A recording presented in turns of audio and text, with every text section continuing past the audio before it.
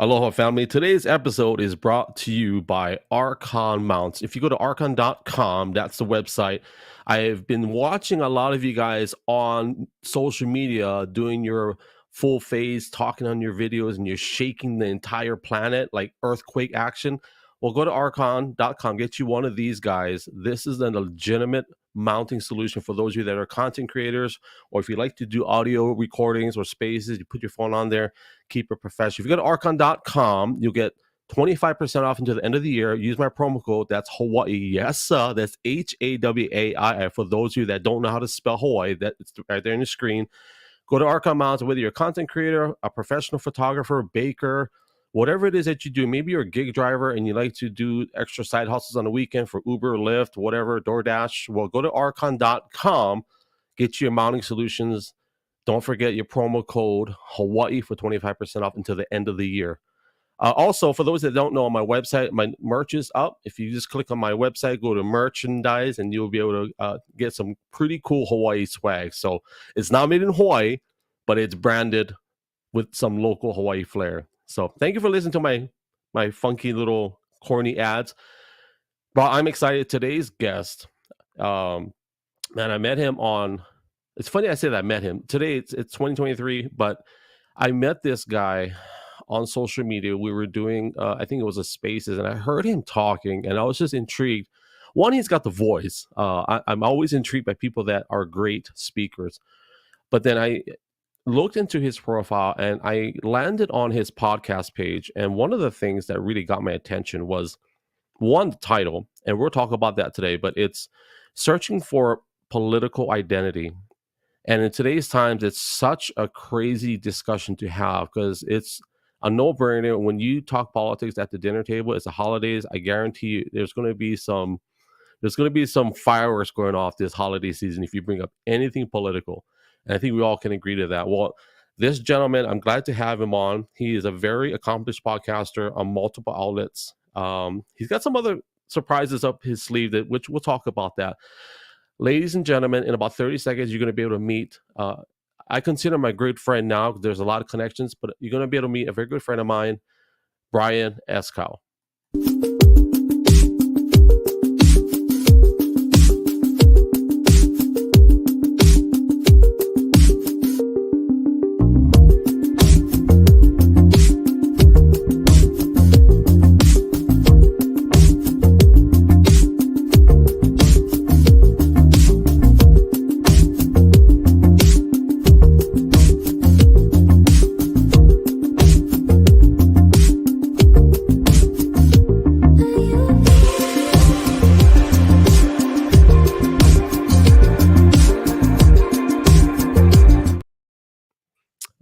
Here we are. Hey, I gotta ask. I'm gonna pop this up on screen. I want to lead in with this. How is Rosie?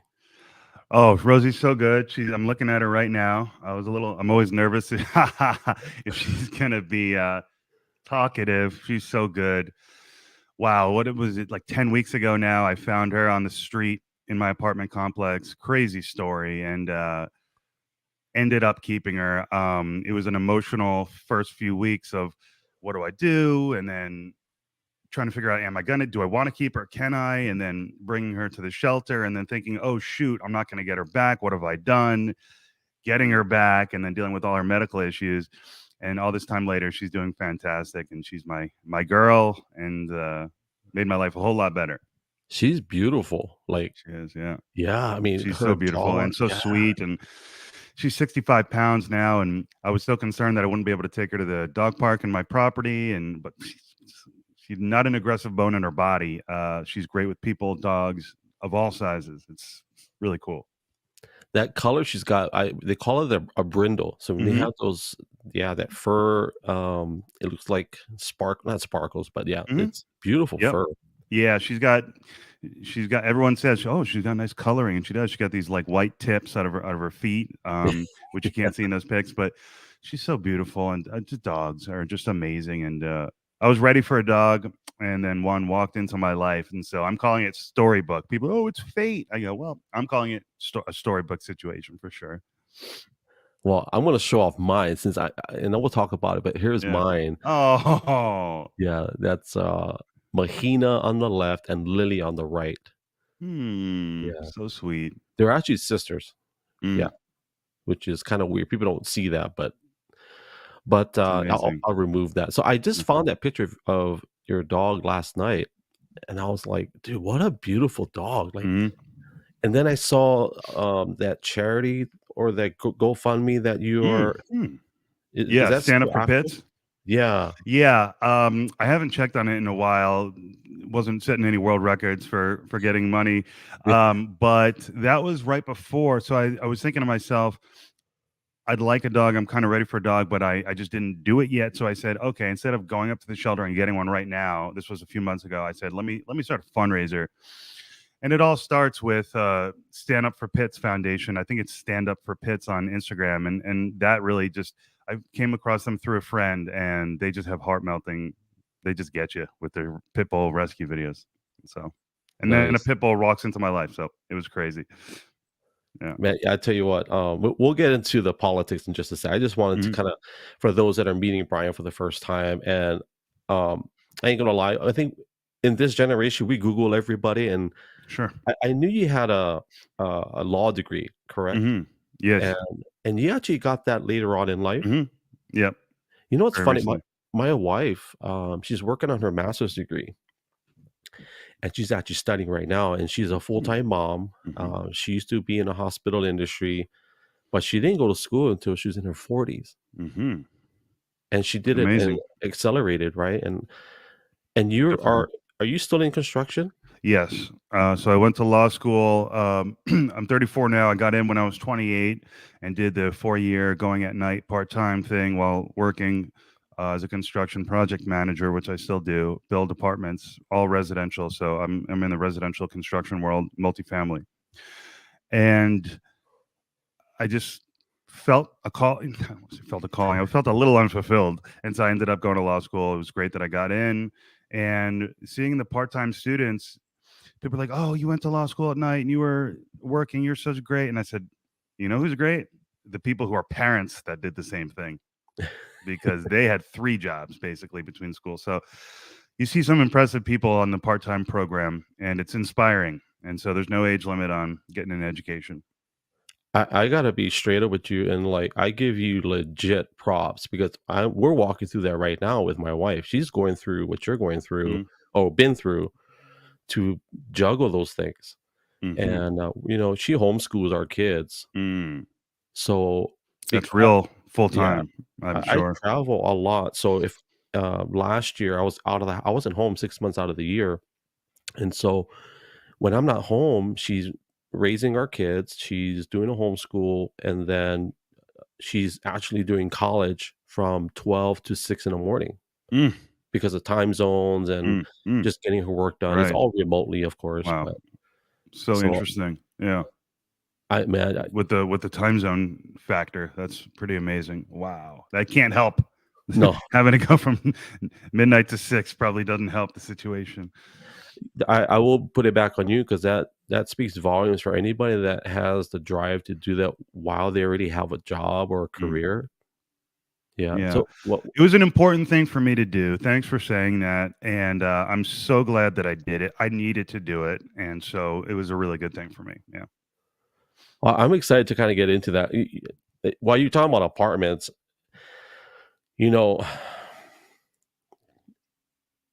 I'm a conspiracy theorist somewhat because Mm, I like a good story, right? But exactly. I'm with I you. do, Hmm. yeah. I see the governmental or the design of how.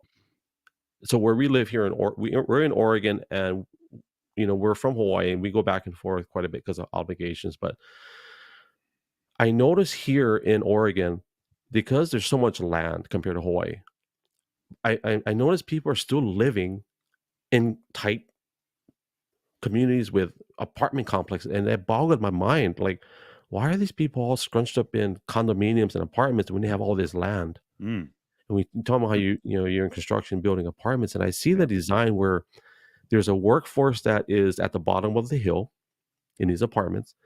The nice houses on the hill Hmm. are the people that they service. Sure. And that's just my observation of that. But Yeah, anyways, sure. go Yeah, ahead. I mean the apartment. Well, the whole thing. I mean, the cost of living, especially in San Diego, and the first thing anyone says to you is, "Why would you rent an apartment when you can get a mortgage with the same?" Well, the answer is because most people can't afford that down payment, obviously, and so it's a whole thing. And you sometimes wonder, tying it into the politics a bit, like, oh man, am I working for the bad guys? We're building apartments, we're making a generation of renters. But interestingly, the more people I talk to, the more I hear, no, the builders are the good guys. We just need more and more and more and more and more. And so if you're on the right politically, you just say more and more and more because they don't believe in how would you call it? What's that word in economics when Uh, you price fix right. something and then you Yeah. create a shortage or something like that? Yeah. They say no, just build, get the restrictions off the builders, and then homes will be more affordable. Whereas someone on the ultra left might say, no, we need to build for low income people. And so it's interesting, but more people generally seem to say, no, the builders are the good guys. So it's kind of interesting. I think about it from time to time. It's the state of the economy, I guess. Politically, so in Hawaii, everybody knows it's expensive. Don't I think the only place more expensive in general than Hawaii is San Francisco in Mm. terms of a housing market. I think San Francisco, last I checked, was a 1.4 million median price for a home in the city. Whereas in Honolulu, it's pretty close. But Mm. as the whole state is concerned, if you want to buy a house in Hawaii, the median price of a home is 1 million. Hmm. That's the whole state. Um, and that's crazy. But Yeah. anyways, getting back to the whole political side of it, the governor of Hawaii, Josh Green, I'm gonna blast his name out there. We actually protested in front of his house a few years ago before he got elected during the pandemic. He made a statement that we have a housing shortage in Hawaii. And the truth is that there's not a housing shortage because there's a lot of homes out in Hawaii. There's millions of homes in or places to live in Hawaii. The problem is these places are not occupied. So a lot of these homes are people that don't even live in Hawaii. Hmm. So it's not technically a housing shortage. So they're Hmm. designing these affordable housing programs. I have big problems with that because now you're saying that the locals are going to live here while the people that have the wealth and money can buy all the land that you technically should have, Hmm. should be accessible to you. Hmm. And of course, they're creating all these governmental programs to make it easier for the local community to live in these Hmm. affordable housing Hmm. programs.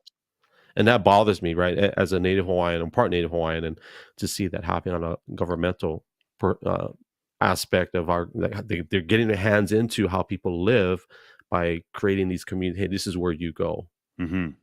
And Mm. but anyways, real quick, so you're in San Diego, right? Yep. And San Diego, how big is San Diego in terms of population? Oh gosh, I should know that. I don't know. I want to say like maybe 8 million people. I have to look that up real quick. That's a lot of people. Let me see. How many people live in San Diego? Let me answer that. We could probably just Google it. What is the population of San Diego? 1.3. I was only off by a factor of about 4, 5, 6, 7. But 1.35 million. It's have you been? Yeah, SeaWorld. Yeah, yeah, yeah. But Yeah, it's a great place. it's Um, beautiful. it's expensive, it's beautiful. You can do mountains, you could do beach. It's great. And politically, well, how would you categorize the city or San Diego, like politically speaking? Well, it's so military that um, that tends to lean Republican, I guess. It's almost hard to say. I feel like there's an independent streak in here somewhere, but I would say it leans Republican. Yep. Let's talk about that because I have the picture up. So for those that don't know, Brian has I guess you call it a show, or I'll just put it up on screen. For those that don't know, it's searching for political identity. I'm not sure if that's an old or new logo, but Yep. that's the one I found. Yeah, yeah, yeah. It's old, And but it's cool. and you're on pretty much all audio outlets, right? Yep. Exactly. Yeah. Oh, and before I forget, I just found out that Twitter, we can put Twitter comments on here. I didn't They just added that Oh recently. wow. That's huge. You know how long we've been waiting for them to put that back up. So Twitter found me, I can see you, or X found me, we can see you. Hmm. So, Cool. but going back to you said Republican, and can you describe in your own words, as far as you're searching for a political identity, how would you describe that to me if I just met you for the first time? We're at Starbucks having coffee. What the search means? Yeah. Yeah.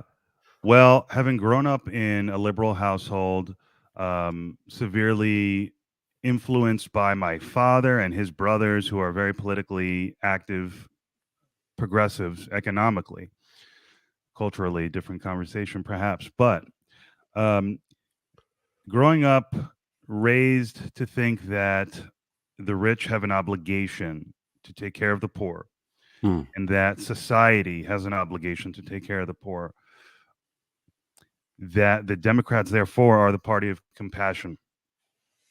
And there's too much pain in the world, and there's too much suffering, and there's too much wealth in this country not to get it right, to figure it out, to get it done. That's why I've always voted for Democrats. And now at 34, having had work experience for a decade, plus in the field as a construction project manager, going to law school during Trump and during COVID. I mean, so, and then, this cultural revolution on the left, you might call it. It's all just given rise to a perfect storm for me to just go, do I want to keep following down my dad and my uncle Rick's footsteps? My uncle Rick, who's an amazing thought leader and was the third hire in Bernie Sanders' 2016 campaign as a speechwriter. So, do I want to keep following these guys, or do I want to? I'm not sure. So I was in law school studying critical race theory in my final year of school, and I said, I gotta do something. And I was, maybe I'll write a blog, but that was too much work. And I didn't have anything to say. So I said, I need to connect with people. I need to ask questions. And then as soon as the light went off, like, oh, this is kind of a good podcast idea. I said, yeah, that's all I'm going to do. I'm going to try to connect with people, get a mic, and go. You That's know what I what? did. So your dad, how is he still alive? Yeah, he actually just moved to San Diego too Okay. from New York State. So he's close now to me. That was real touching. I listened to one of the episodes. I can't remember what number you talked about your dad and just hmm walking through that. hmm And then I saw another one where you explained a little bit of the political discussions. And Mm. you know what's funny? It's what I said in the beginning. It's sometimes once we start talking about politics, even with family, it can be. It's crazy. I mean, I go to my dad's and I mentioned Trump, and not that I was ever a Trump supporter, but I never had Trump derangement syndrome. I do think it's a thing. And, just this inability for people who hate Trump, as my dad does, to separate the man from the positions and just, and this nonstop focus. My dad, I mention him, and he'll go right to his personal. He's a right to talking about his personality. Look how upset he looks. He's so unhappy. His family doesn't talk to him. Like, excuse me? Like, what are we talking about? We're talking about politics. We're talking about his family. So there's something deeply triggering about Trump. Why is that? I don't know.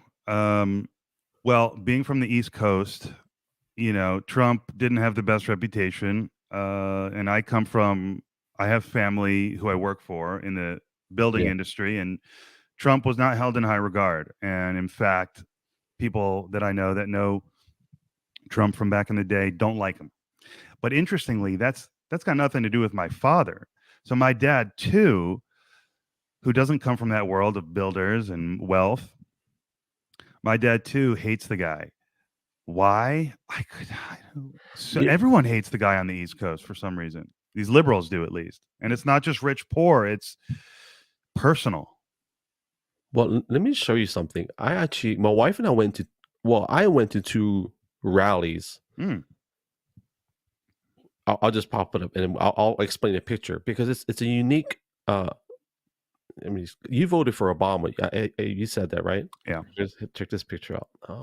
I'm not flexing by any means, but I want to prove a point. So this is me and Right. Obama in Hawaii. Wow. He was actually a guest of where I used to work, and so we had to go through a whole Secret Service interview. I'm pretty sure they did a credit check and Mm. they gave out all these cool pins and stuff. And well, the one on the right to me, they're both special. And I was very open. Like I didn't vote for Obama at all, not once, but I voted for the guy on the right. Hmm. And that picture I took in Detroit, and that was Mm. actually at a rally. It's a nice And picture. yeah, I was so lucky. It was crazy. It was actually at a business seminar, and he was a keynote speaker. Hmm. And I seen him in Detroit, and I also seen him in Dallas, Fort Worth, Texas. And this is way before he even talked about running for office. Mm. And I would tell you this, that he was loved. Like, it was crazy. Like, the room erupted Mhm. when he came up. He had his, of course, he was obviously very vain, whatever, his own theme music. He comes out, walks slow. He has a helicopter that landed on the building.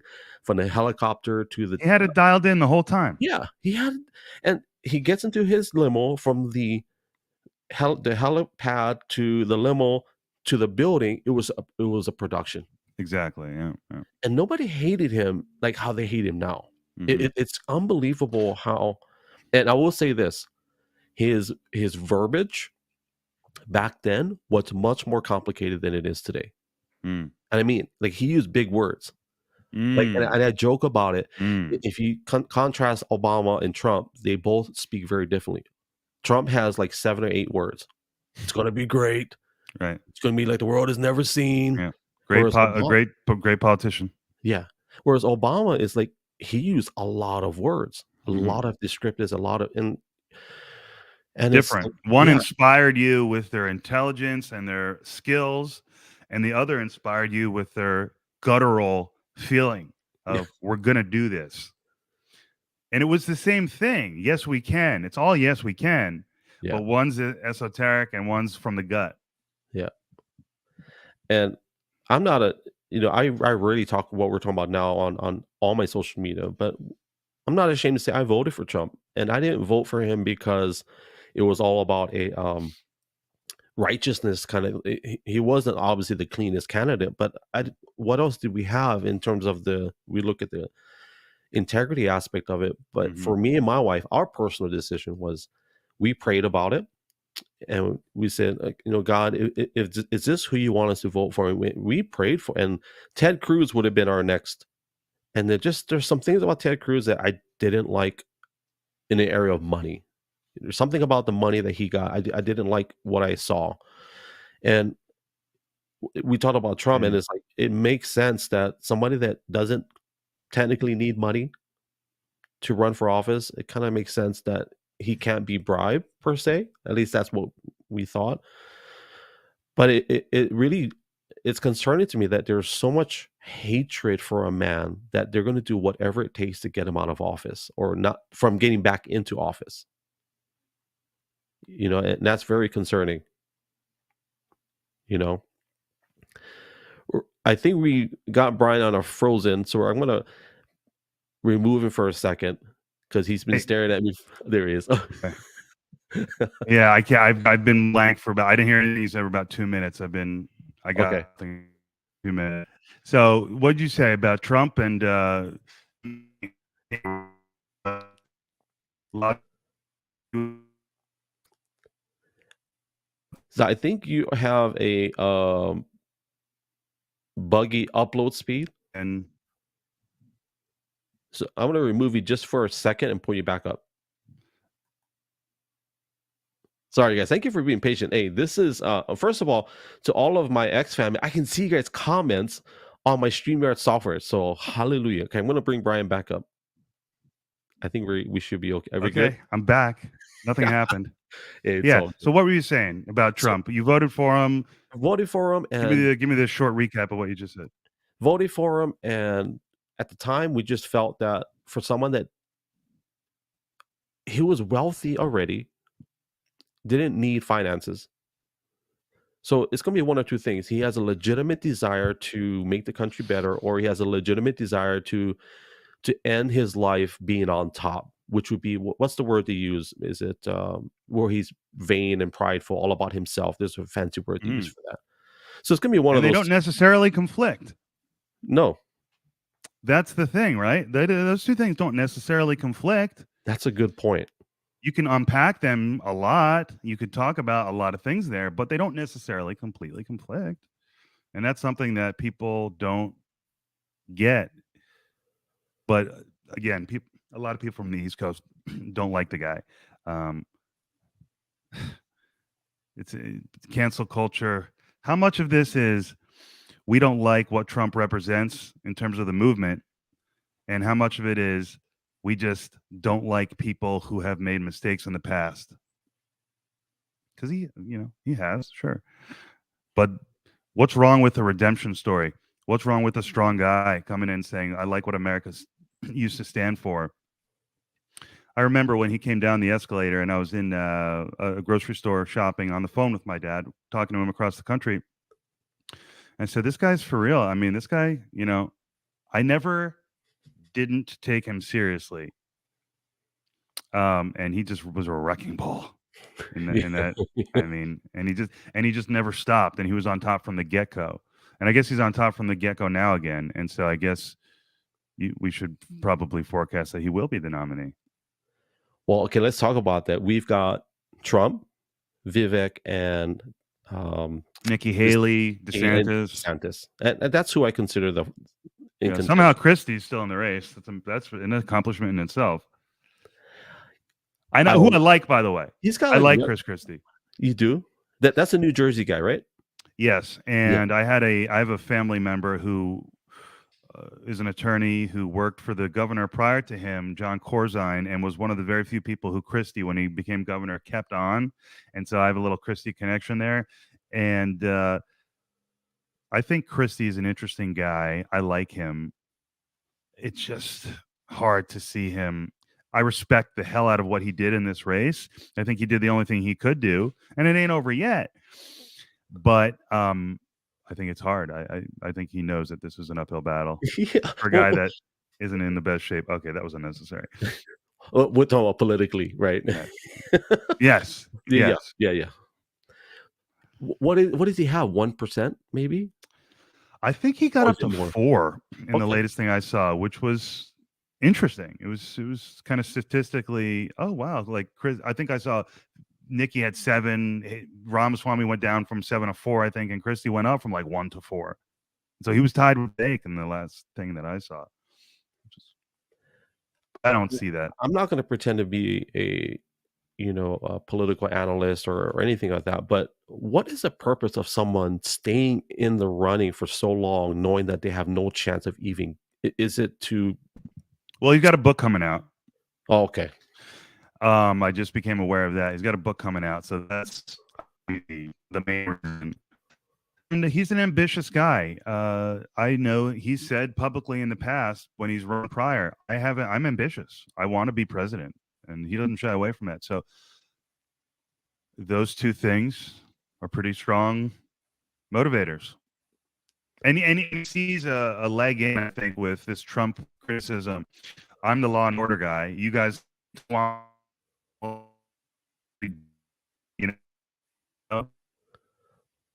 Well, he definitely talks a good game for sure, and I'll be honest. I don't know his. We're gonna remove him. Hold on, we're removing him. I love every time he freezes, he's got a very unique pose. So while we're let his connection reset, just to talk about Christie, he's got a very good game. He talks tough, and we'll see. For those of you that are watching, we're going to give Brian a chance to reset connection. Thank you to all of my ex-family. I see you guys' comments for the first time, and I'm very. Okay, here we go. I think we got him back on. There we go. How's your connection? You good?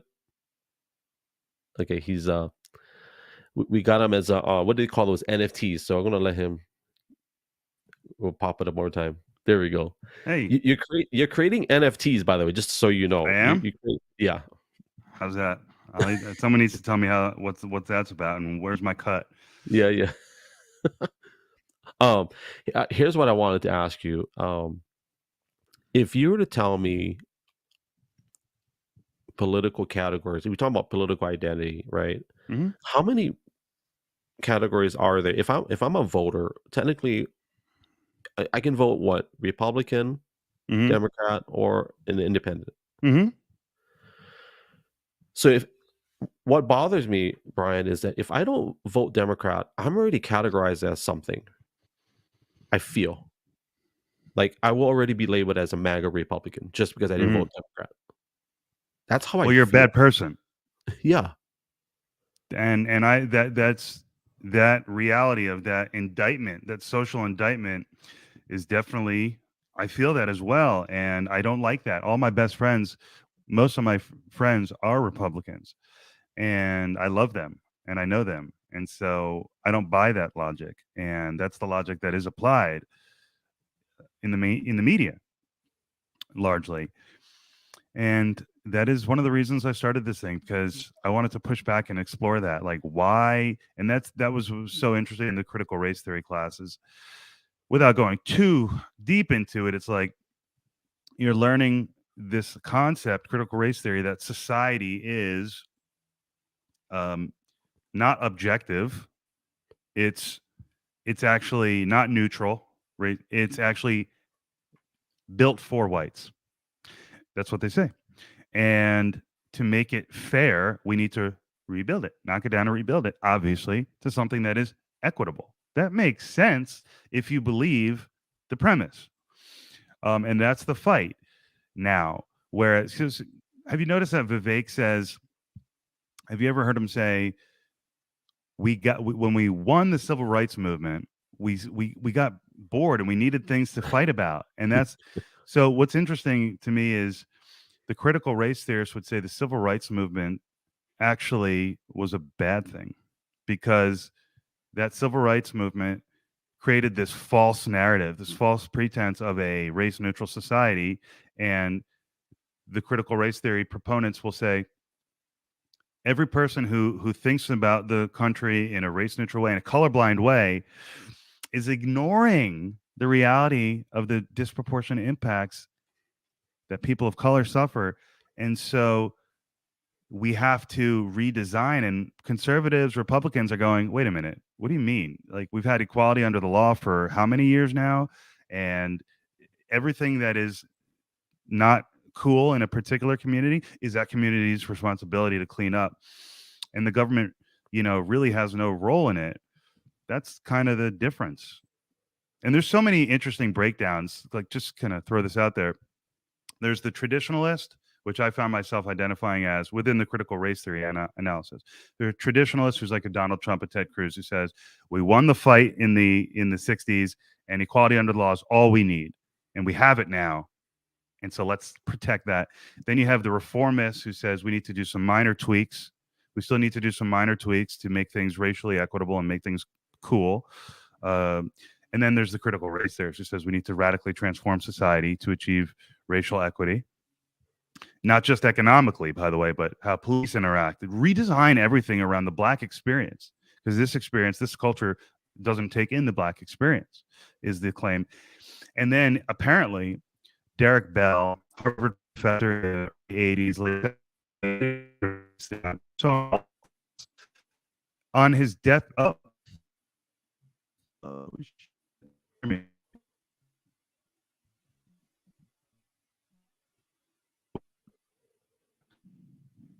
don't know if you want to boot me out again real quick. Can you hear me, bro? Let me bounce you down and bring you right back up. For those that don't know, Brian is on Mint Mobile, who was recently purchased by that fancy Deadpool actor. So we apologize. Don't do Mint Mobile, family. So I'm just Yeah, kidding. Ryan Reynolds, you bastard. Ryan Reynolds. We're making art here. Yeah.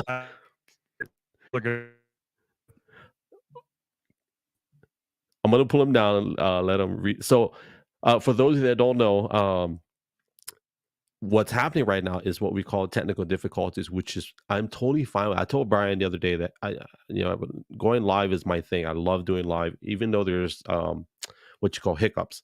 All this means, family, is that because me and Brian are in the same time zone, there's going to be a time where we're going to have to do this organically. Sit down somewhere, rent out a cafe, and just do this organic. While he's resetting his connection, I want to just give a real quick. This is perfect because I can promote my sponsor. So this episode is brought to you by W Energy Drinks. They are one of my new found sponsors. For those of you that are looking for an energy drink replacement, will look no further than W Energy Drinks. If you go to w.gg, I'm going to share a personal stat with you. W.gg. If you go to that website, GLO 808, that's GLO 808, you can get 10% off the entire order.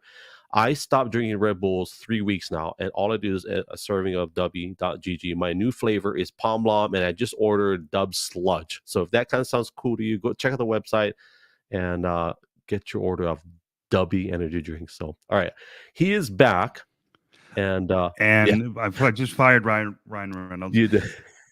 So the creator of critical race theory, Derek Bell, on his deathbed, so I've been told, said critical race theory failed. And it failed because a critical mass of white people, mainstream society, needed to adopt it in order for it to take hold. And they didn't. They rejected it. And so he proposed a new thing, which is going to sound very controversial. It's going to sound like a return to segregation, but it isn't. But it's called limited separation. This is what I get from the professor. And limited separation is the idea that the best thing that we can do for the Black community is to provide their own structures and their own space for them.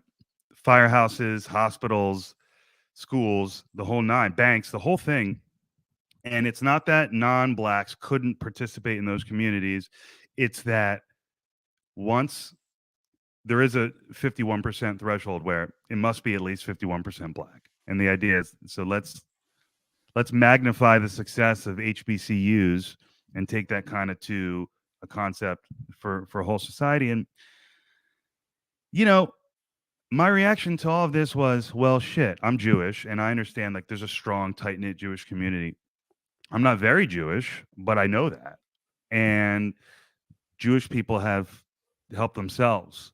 And maybe there's something to learn in the Black community from the Jewish community about that. And so if we're talking about coming together as a sub-community, okay. But I can't say that I found those ideas to be something that I would want to actually see happen. So it's very controversial.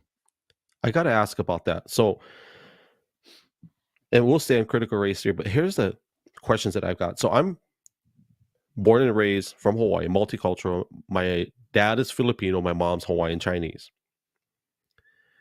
The problem I have with any type of critical race theory or any type of categorization, I'm making up my own words. So in Hawaii, we don't use the word Asian. Growing up, I didn't use the word Asian.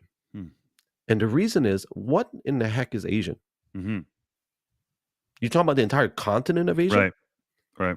Well, you've got, I think, 30 different nations represented in an entire continent that we call Asia.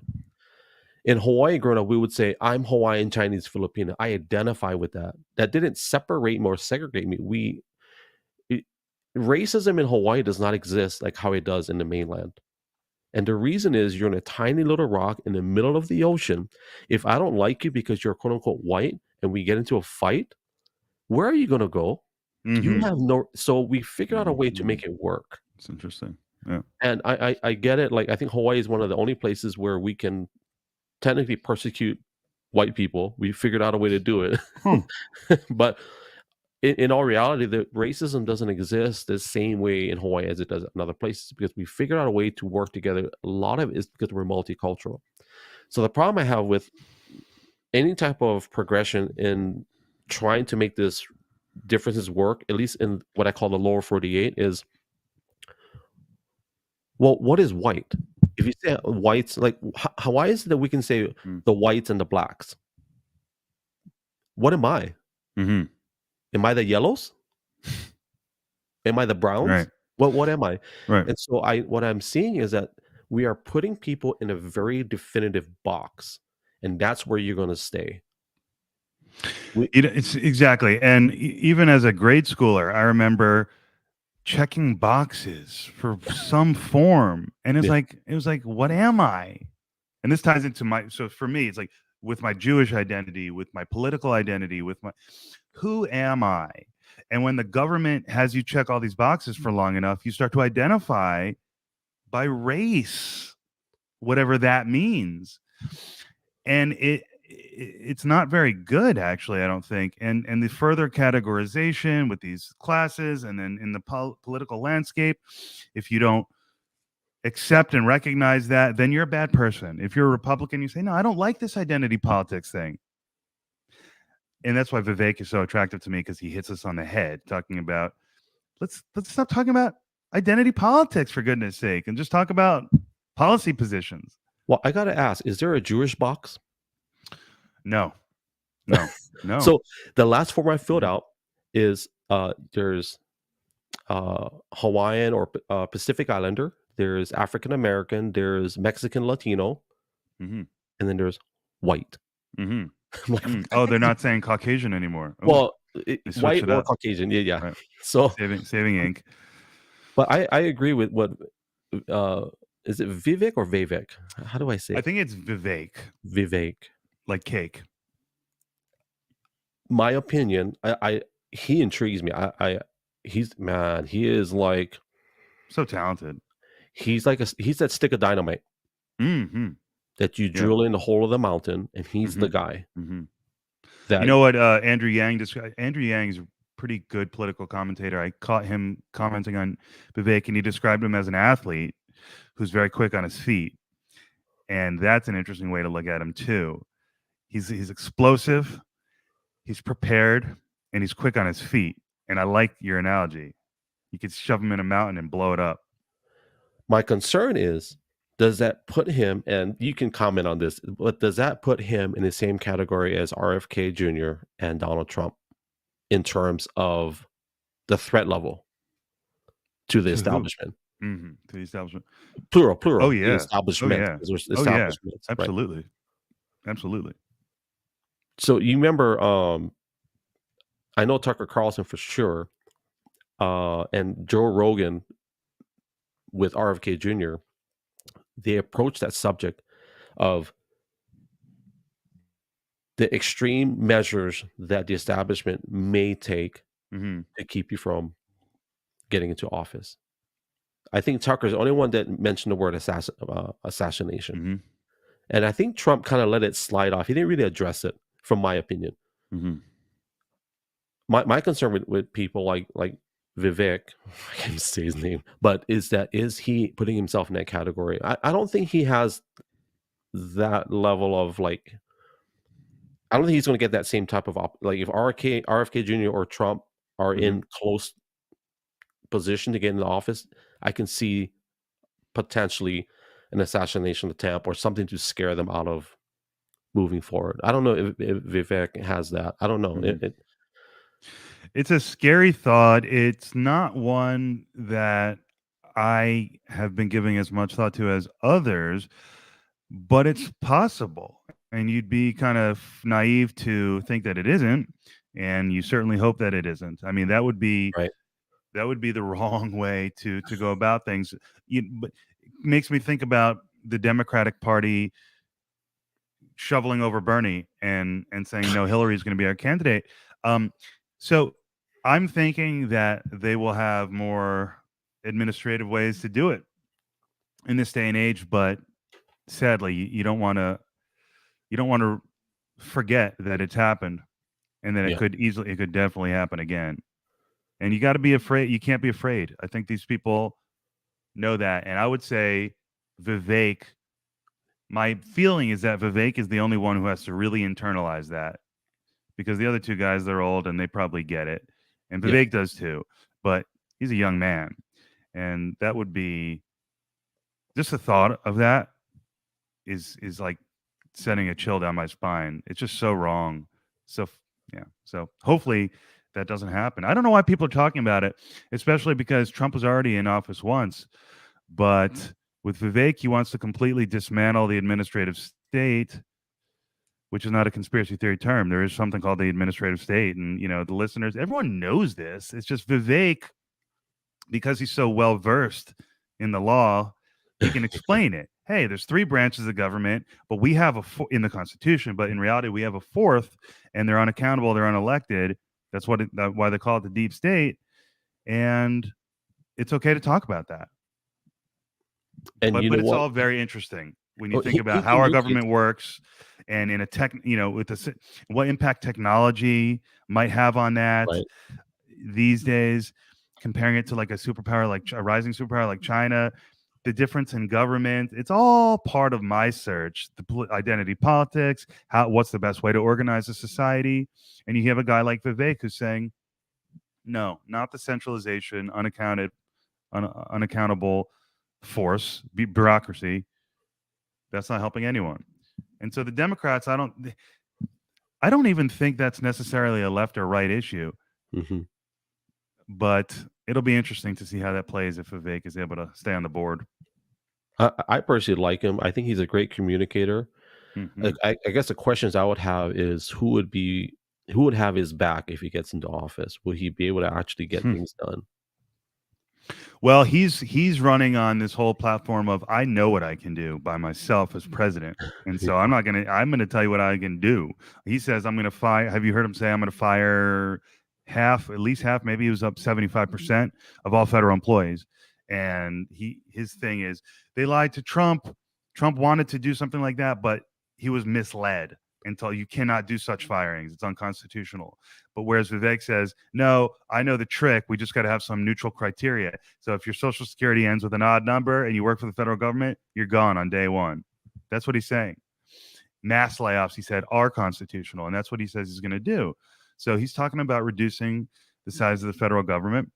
And for a guy like me who grew up in a house that says the Democrats are the compassionate party and more government is good because it's going to redistribute the wealth from the rich to the poor, and there's a moral obligation to do that. My dad's probably hearing that and going, oh, this monster. But sorry, Dad, Vivek's really smart, and he's got a lot of experience that you don't have. And I like him. Yeah. If he doesn't get the nomination, would he be a great VP? It's so interesting, because this is where it just becomes all kind of fun political analysis. It depends. Should the VP be a cool contrast, or should it be an extension? Tucker Carlson is a great example of what an extension of Trump would be. Yeah. Vivek is also an extension of what Trump would be, but much more intellectualized. He's an intellectual Trump. He's Trump in Obama clothing, just in terms of ability to communicate.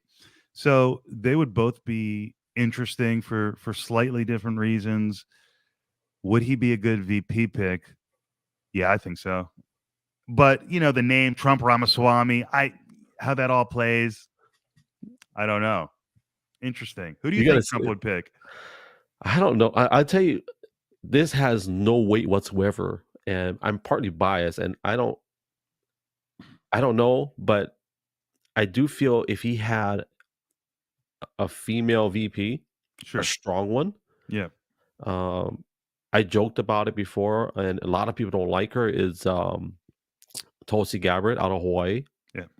I don't. She's got a military background, so she does understand that aspect. And she's not stupid, Yeah. but some of her views are not popular. Right. Yeah. She is so perfect in probably 9 out of 10 ways. But so I would say she's probably really strong, and that would probably make all the sense in the world. Yeah. Well, she is controversial. Why is that? Is it because she speaks out? I guess she speaks out against the military industrial complex. She doesn't believe in the U.S. empire in terms of war machine. Isn't that what it is? The war machine versus the non-war machine? Yeah. Which is ironic, right? That she is not with that movement or that program. And one of the craziest discussions she ever had was, I think, on Joe Rogan's show, where she's very open about why are we spending all this money, all these wars. And to me, it goes to that mindset that Like, I got 4 kids. I would never take on 4 or 5 more kids in my home, and I can't even take care of the 4 that I've got. That's insane to me that anybody would do that Mm-hmm. as a parent. Right. And that's just my personal, like, now on a governmental level, I did a post on Twitter and I got a lot of heat in my DMs about it, but I posted financials because on the whitehouse.gov you can post or you can research how much money that they give out. And I forget how much it was. It was upwards of 60 to 75 billion extra that they gave to Zelensky. And this is at the same time that Maui caught on fire. Mm-hmm. Mm-hmm. Right. And they did the math. If they just gave 6 billion to Maui, to the city of Maui, they could rebuild every home Mm-hmm. with 6 billion. And they promised the residents $700 one-time payment plus whatever other money that it would get. And in the meantime, we're giving Zelensky billions upon Mm-hmm. billions of dollars in cash, of course, and of course, services, military, whatever. Mm-hmm. The point is, like, why are we taking care of other countries when militarily, humanitarian aid, but yet our own people are suffering? That It's a great question, and one of the things that I've started to focus on recently, it's like, what is a MAGA? And it's like a prism, and there's many sides to it. But one side is the foreign policy aspect, and they don't want to send money to other countries. It goes back to the George Washington, we shall, no foreign entanglements principle. Let us be an island of kind of peace and tranquility. And that makes sense philosophically, esoterically. But when the rubber hits the road, is there an interest for the U.S. to, so I don't know. I'm not prepared to say that I'm intelligent or informed enough to say that we should cease all foreign aid. That's hardcore. And yeah. it's interesting. It's clear. It's interesting. A lot of libertarians say that, all of them basically. And that's what they share with the MAGA a lot. The question is, what would you do with that money if you stop sending it overseas? Progressive would say invest it in services and the people, and a conservative might say, well, just stop taking from the people and stop spending it elsewhere. Just put it back in the pockets of the people that you took it from. So there's not total agreement there, but it's all interesting. What should the government be doing for its people? What should the government be doing for itself, I guess, on the world stage? It's pretty amazing. Should we just really be this big floating island almost that minds its business? It's something to really think about. And Vivek again talks about it, as they all do. And would you fund Israel? Would you not? I don't know, man. It's this is the questions of the day. But priorities, a question of priorities. And certainly, if you're in Maui and you see you see the government sending all that money, it strikes a bad chord. Do you see any one of the questions I always ask myself is, are there any officials on any level, city, county, state, federal level, are there any government officials, public servants that are willing to be 100% honest with the people? Hmm. I think Vivek is running on that theme, and I think he is. I don't think he's holding back. Maybe if any area that I've sensed that he is holding back is on the Israel question. He was on Dave Smith's Part of the Problem podcast recently, and they said, I used to think the third rail of politics was talking about identity politics or anti-racism against whites or reverse racism or something, but no, it's actually Israel. And so Dave said to him, I don't want to get you in too much trouble here, but they hinted at the fact that, like, Vivek's real feeling was, we shouldn't be giving you money, Israel. You're not. And remember when he said in the most recent Yeah. debate to Nikki Haley, my child could find on the map the difference. This is America. Here's Israel. So is there anyone who could be honest? I think Vivek has been pretty forthright. I sense that about him. I think I don't tend to be that cynical, and maybe I should be more cynical. But when I see a guy like DeSantis, I think he's being straight up. Maybe he's not as clear as Vivek sometimes, but I don't think he's lying to me about whatever he believes. Maybe Mhm. he's ambiguous. That's part of his platform in terms of foreign policy, but I don't know. I know Jared Paulus is a guy who recently, whose name was floated to me, governor of Colorado, Yeah. Jew, gay Jewish guy, libertarian-minded Democrat, and someone who I respect a lot recently said his name. Not that he would necessarily be honest, but that he would probably be well suited to be our next president. But As so my wife and I were, we've been fortunate to start a church in Hawaii 5 or 6 years ago. One of the things, and we're talking about leadership, not necessarily just being a manager of things, but there are things that we have in private discussion with our leadership team that are very crucial and important, and sometimes very hard subjects to discuss.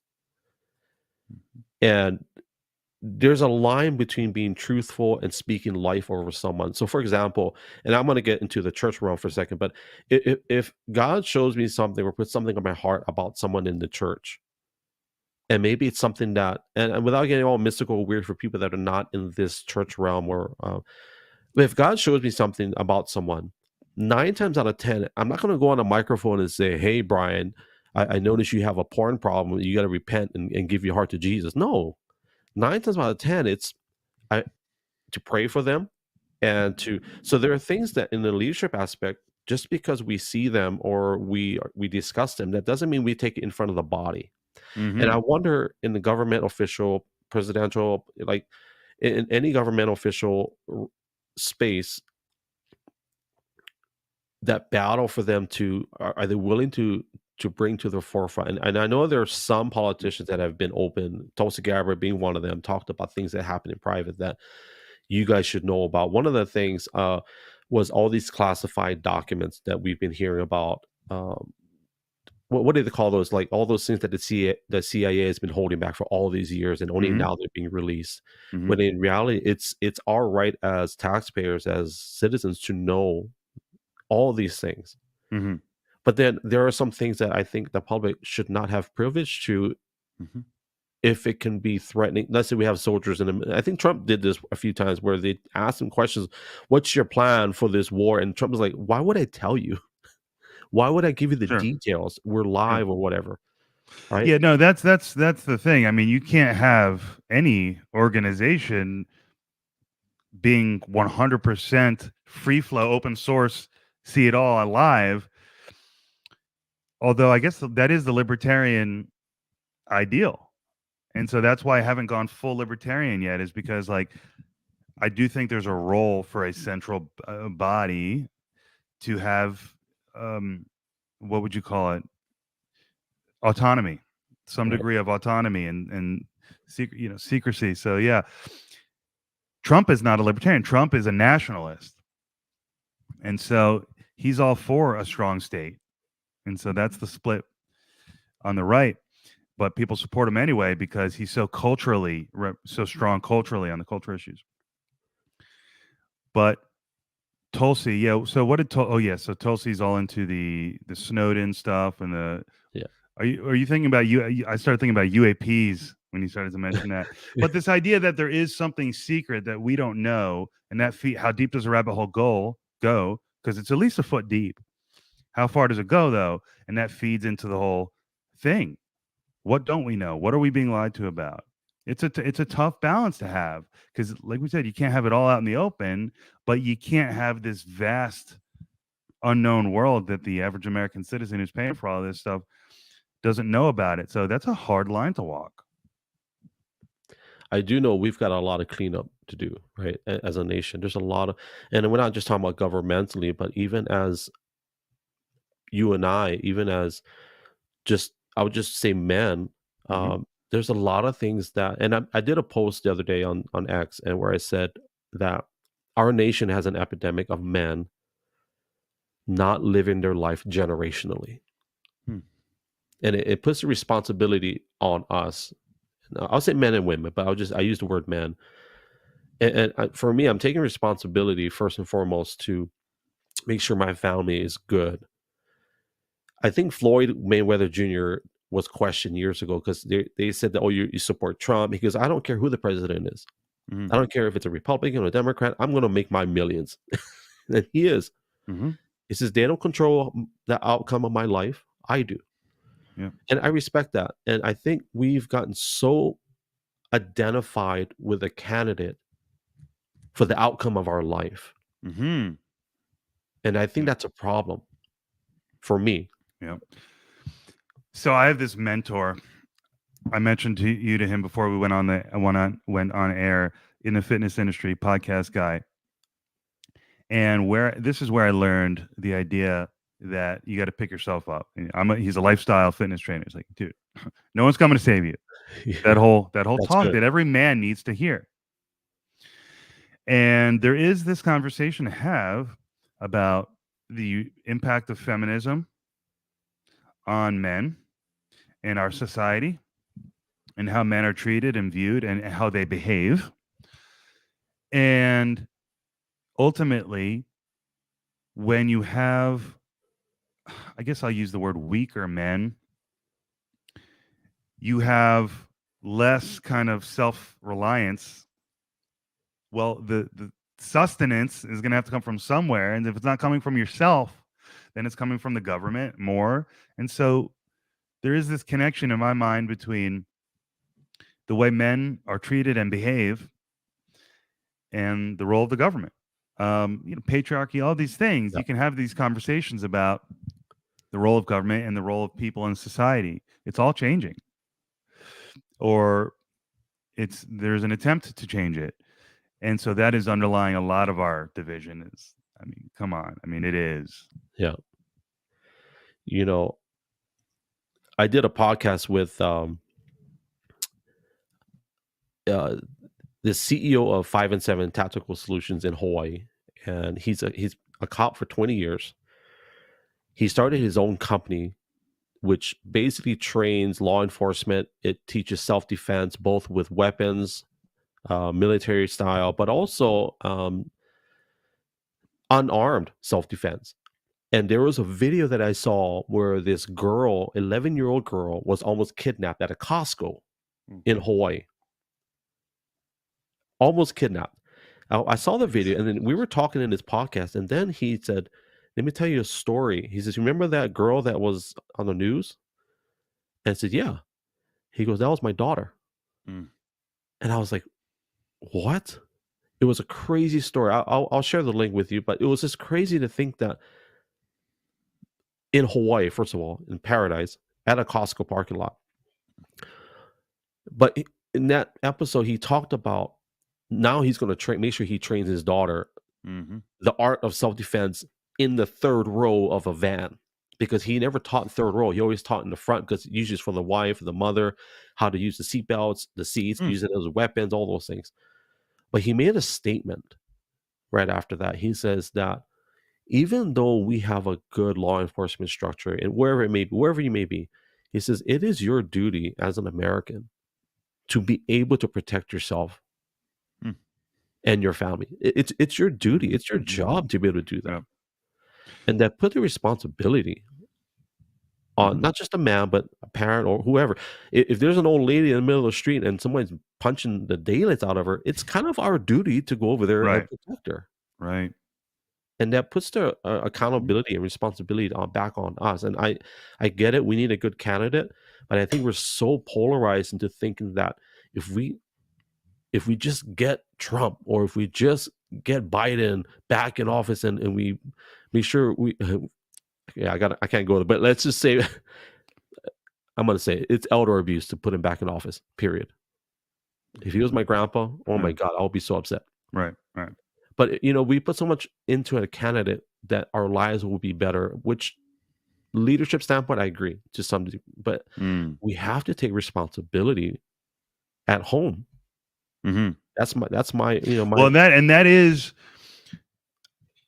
one of the big divides between, and people, maybe this isn't true, but this is how I feel at the time, that yeah, the family unit, the personal responsibility, because Right. individualism and personal responsibility and the family unit are kind of like the same thing, right? Because um, as opposed to let me get it from school or let me get it from some other source. And yes, I do agree that the more you keep the tools for success local to the individual, the more effective society will be. I think that's hard to argue with. So that's my backbone of viewing all this stuff. And so Trump, Biden, really, it's about anyone but Trump. So it's back in. That's the bottom line.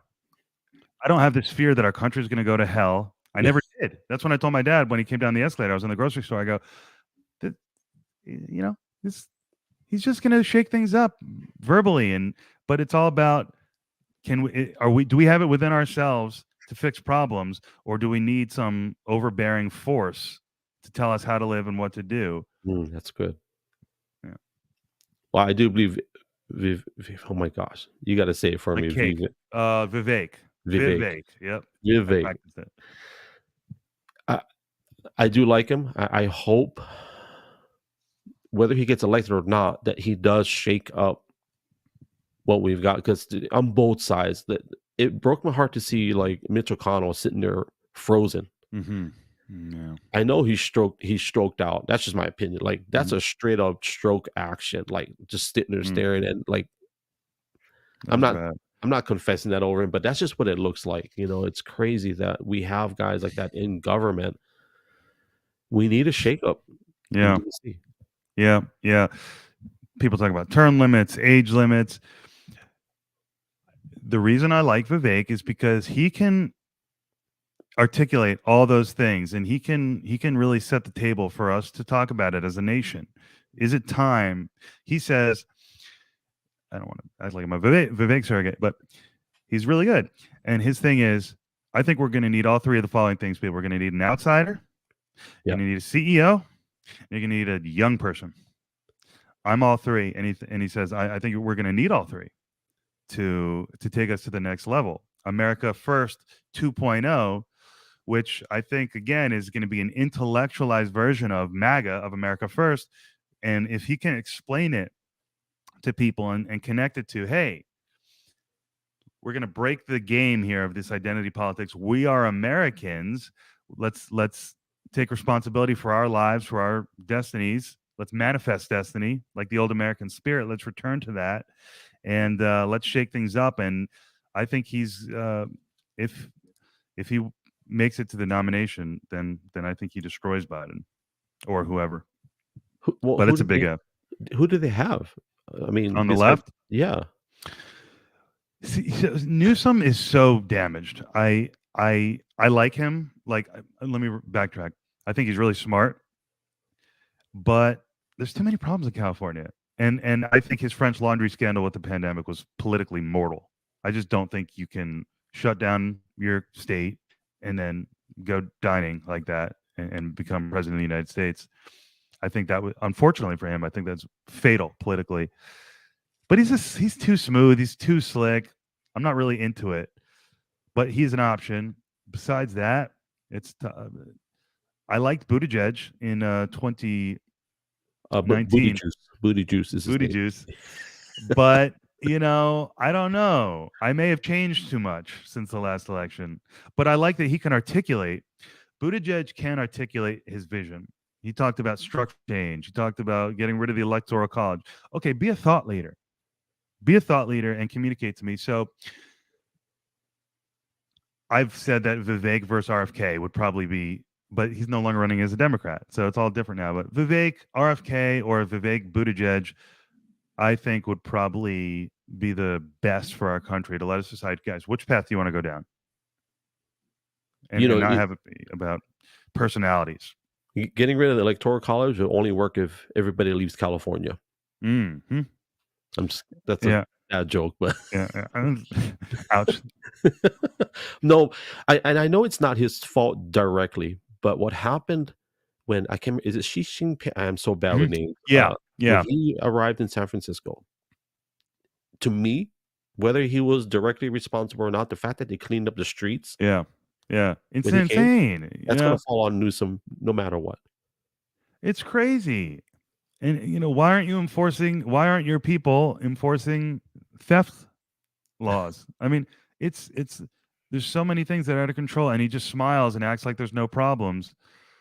I don't know. And I don't like if Biden moves to the center or shifts, does things in his final year, but no, I'm not going to that's not who you are, Biden. You showed me who you are, and I'm just saying I don't trust someone who does something in the year before they run for an election. And with Newsom, it's like, dude, you're trying to chart out your political career here.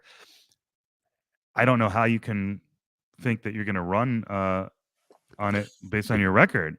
He has to lie about his record. He has to. Well, my wife and I, we definitely, even though we don't talk about it on social media a lot, we're not political, but we're very concerned about having a healthy government. Mm-hmm. The politics side of it all, to me, that's all persuasion.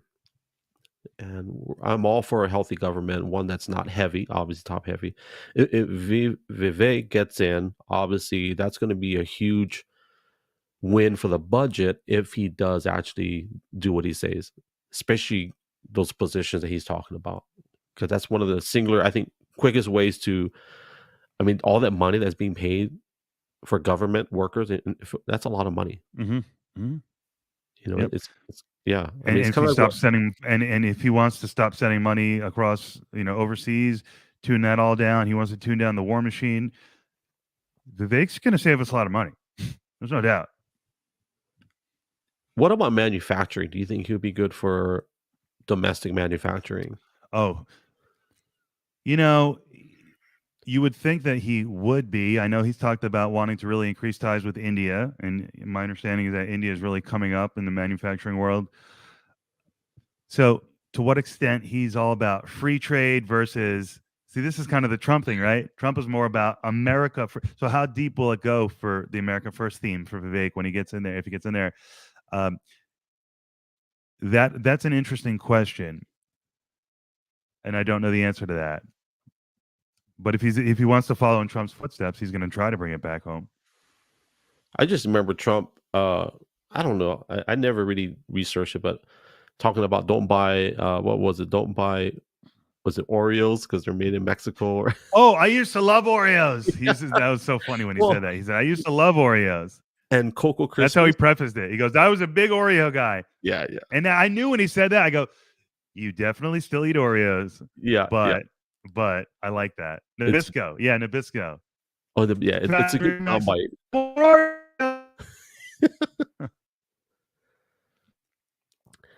Let me. We got the another NFT set up. I'm gonna pull him down, pull him back up. If you guys are enjoying this conversation, do me a favor. Make sure you follow Brian Eskow. He is at Brian Eskow on social media platforms. For sure, X. He's also got a Instagram profile and also a podcast on Apple Podcasts, I believe it's called, also on Spotify as well. And I'm enjoying this. I know we're going to have to land the plane soon, but if you are enjoying this, make sure you repost it. Make sure you follow him on social media outlets. While he's jumping in here, I'm going to share a picture for those of you that don't know him. So this is Brian. Where is he? The tallest guy in the picture. This is his graduation at the University of San Diego. Brother man was in construction as like I forget the job title, but I think construction manager. But he went to college and got his law degree while working full time, going to school night. I got to give a ton of respect for that. And the reason why I'm excited is because when we have these discussions, he does have an authority on what we're talking about. He does have not just the education, but he has a passion to share his heart. And in his, I guess the word is his quest for political identity. I got to respect that. And I actually think we agree on a lot more things than I thought we would, which is pretty cool. So we're going to bring him back up on here. And connection good. How you doing?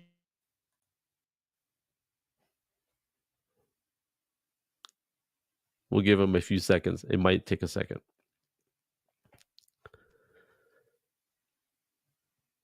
I'm sorry about my I'm sorry about all these technical No, you're difficulties. good. All that means is that we definitely have to meet up and do this organic for sure. I'm going to pull him down one more time, give him a chance. And now I'll show another slide. For those that jumped in late, for those that don't know, Brian has a podcast. This is the title of it. It is Searching for Political Identity.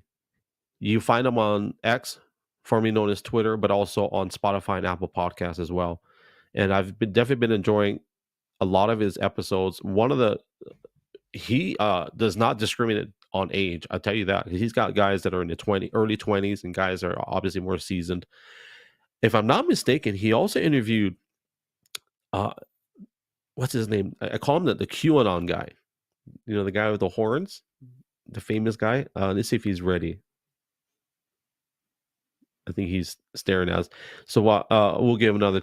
When I see him moving the bottom, he actually interviewed the January 6th guy who had the horns. I forget his name. I should have wrote it down, but I thought that was pretty cool that he had that guy on his podcast. But make sure you go. So I have it up on the top right corner of your screen. That's his user handle. That's his name, Brian Eskow, on social media platforms. And he recently acquired a dog, which if you wonder if I'm buying time, I am buying time, but I want you guys to know a lot about him as well. He rescued a dog, and I'm going to get some personal things on here. And this is his dog, Rosie. And the reason I think this is important is because a lot of times when people get into these heavy political discussions, and a lot of times for lack of a better word, we take the real human aspect or side of them. We take that picture out. And when I saw that he rescued a dog and he named her Rosie, and he actually started a fundraiser to help dogs like this. This is a rescue dog. I think that speaks a lot. And I'm sure he's gotten a lot of pushback on his views just because he voted Democrat for so many years. And the one problem I have with some of that mindset when it comes to voting politically a certain way, it places us in a position. Like, for example, I've historically voted for a Republican. That doesn't necessarily make me a Republican. That just shows that the candidates that I believed in, the candidates that I saw, just so happened to be on the right side of the aisle. And there's a funny picture that I shared with Brian. I don't think I can pull it up here, but it was I forget who shared it out, and I thought it was pretty funny. And it was this Native American guy that goes, "What if I told you that the left wing and the right wing belong to the same bird?" And I thought that was so classic, so funny. And it's so true. If our nation is going to go where it should go, and for me personally, my wife and I, as growing up in the church and leaders in the church, and our desire for me personally is that our nation turns back not just to God, but on a much deeper level, that there's more to it than just that there's a generational impact. And it starts with us. It starts with a healthy family unit. And I think Brian talked a lot about it. And I wish we could talk about it more, but in a Jewish tradition, from what I understand, and we can probably talk about it on our next time that we meet, is a lot of the Jewish men in general have a generational mindset. At least the old school. I'm not sure how it is because I'm not Jewish. So I can't speak on that. But just from what I've learned and understood, and even biblically, what I learned is that when a father raises his family, he is responsible for providing finances for the next 3 generations. That's kind of like the mindset. And someone can fact check me, call me out on it. And if you want to call me out on it, hey, I want to be a guest on your podcast and let's push back on it. I'm totally down for that. But I want to read this. Okay, so Brian just said he has heavy connection issues. So I'm gonna keep promoting the heck out of him. Brian Eskow on all social media platforms. make sure you follow him and listen to his podcast. You may not agree with everything. Maybe you don't like some of the things he talks about, but I learned quite a bit just by listening to his guests and even him. So I'm going to land the plane. But before I do, I want to say first and foremost, thank you to those of you that have been loyal and faithful throughout the years. It's funny because we've got a new crop of people that have joined social media. And I feel like, where were you 5, 6, 7 years ago? And a few of them reached out to me and said, oh, well, I was on this with that, or I didn't really do social media. But when Elon bought Twitter, now I'm on X. So I want to thank all of you that have chosen to follow me, have been patient through all the quirks and features, as Doug DeMuro says a lot on YouTube.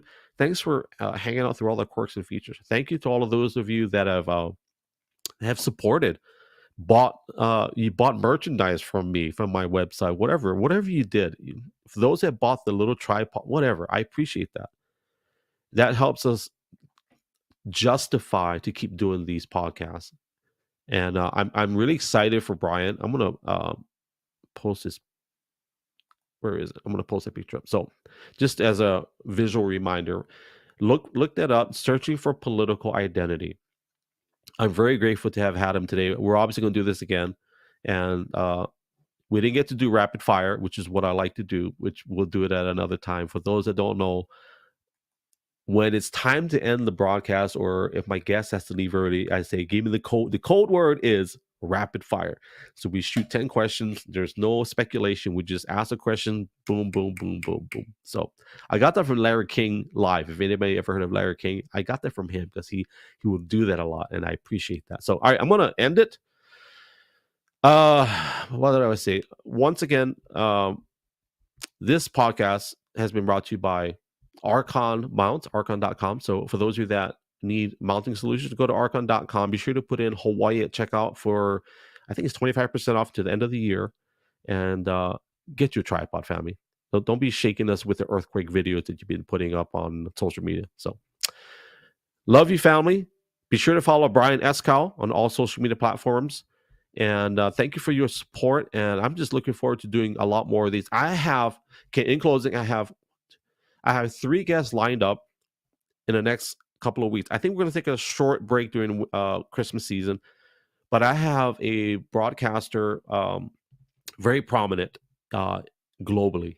I won't say her name. I want it to be a surprise, but she does a lot of live streaming around the world, New Zealand, Japan, all those places. And I also have another girl that agreed to meet up. She is on a health journey, doing a carnivore diet. So I'll leave it at that, family. Thank you for watching. I love you guys. You guys are awesome. And thank you for being just like walking alongside with me and my wife and my family along this journey of just sharing life. My whole point of doing these broadcasts is to just share life on things that I find interesting and with people that are willing to talk with me. As I always say, guys, love you guys. God bless you guys. Ahui ho, aloha and mahalo. Yes, sir. Chihu.